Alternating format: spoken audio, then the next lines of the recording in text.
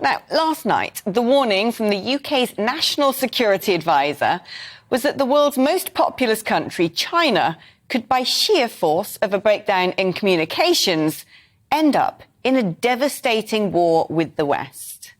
Well, today, US President Joe Biden picks up the phone to Xi Jinping. But talk is cheap. In the words of Confucius, the superior man, when resting in safety, does not forget that danger may come. But how alive has the West been to the threat of China, or in fact Russia? Beijing, with its long-term strategy, not 10 years, not 20, but decades in the making and decades more to come, has grown to be a formidable economic and military might. Meanwhile, the West has become hooked on instant gratification, short-term thinking and reckless reactions. And China and Russia have been drugging us on their fuel and their freight. Our throwaway culture, building the foundations of their long-term might. And so now, as a result of self-indulgent navel-gazing, are we kidding ourselves that we can protect ourselves from China? Are we fooling ourselves that we are sanctioning Russia when they are the ones sanctioning us? Well, joining me on the show now is Rear Admiral Chris Parry, who's a former NATO commander, former Ministry of Defence Director General, and Colonel Richard Kemp, who's the former British Army commander and chairman of the Cobra Intelligence Group. Wow, what a fantastic pair of guests. Richard, I'm going to start with you. I've just done a report now on energy and how much fuel bills are going to go up. Do you think Putin is likely to switch off the gas altogether to Germany to try and create a catastrophic crisis across the continent? Well, first of all, I'd like to say what a pleasure it is to join you, and also Admiral Parry from the senior service. But I think that Putin obviously will be using this weapon of energy to whatever way he thinks is going to be most effective for him. Of course, he still wants money from Europe for his energy, but he also wants to use it as a tool to keep the West pushed back. And let's not forget that a large part of the reason he went into Ukraine was not just an offensive against Ukraine, but it was an offensive against the whole of the West. So, yeah, I think it's certainly a possibility if that's what he decides to do. Now, Chris, coming to you, let's move the conversation to the threat of nuclear war and the comments last night that we need to open a dialogue with countries such as China to prevent there being a crisis. Joe Biden picking up the phone to Xi Jinping today. Do you think that we have a good relationship, the West has a good relationship with China, or are we essentially being taken for mugs? Well, we don't have a good relationship with China because China doesn't really want a good relationship with us. I think we need to remember what Trotsky said. He said that you may not be interested in conflict and confrontation with Russia in that case, but China in this case, okay, but they're really interested in confrontation with you.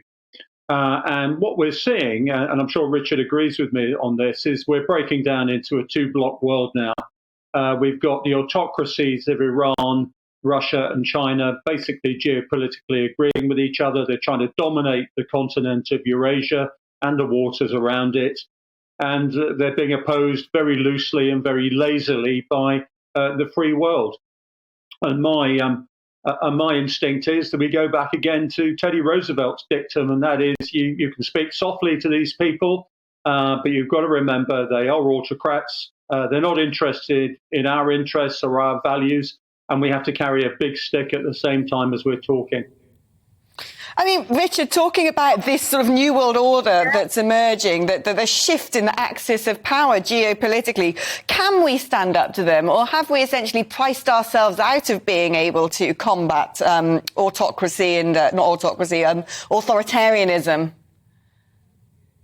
We can, of course, stand up to them. It's a question of whether we have the political will to do so or not. And it's, my understanding of the situation, for example, if you look at the Russian aggression in Europe, is that we don't have that political will. Yes, of course, we've done a certain amount, but we haven't really done anything that's going to, in my view, be hugely damaging against Putin. I think, and I don't believe, even frankly, and I hope I'm wrong in this, even if Putin decides to bite a bit of NATO off, I don't think the rest of NATO is very likely to fight, let's say, to protect an isolated Eastern European country. As I said, I hope I'm wrong, and that would spell the demise of NATO. But I think in Western countries today, there is just such a lack of backbone and willingness among our political leadership to stand up for our countries that the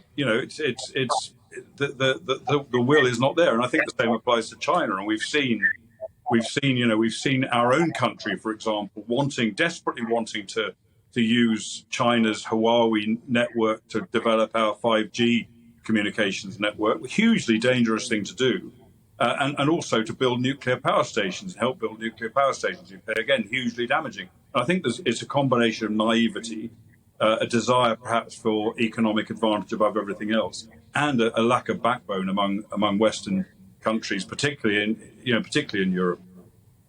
And very, very briefly, Chris, because I've basically run out of time, but I want to give you one last question, which is, are things worse today than you've ever seen? Well, no, I mean, like Richard, I've been in a few wars, and so it's infinitely worse when you actually get into war. The fact of life is, at the moment, and I know Richard from his travels in the Middle East knows this, is that this is a provocation.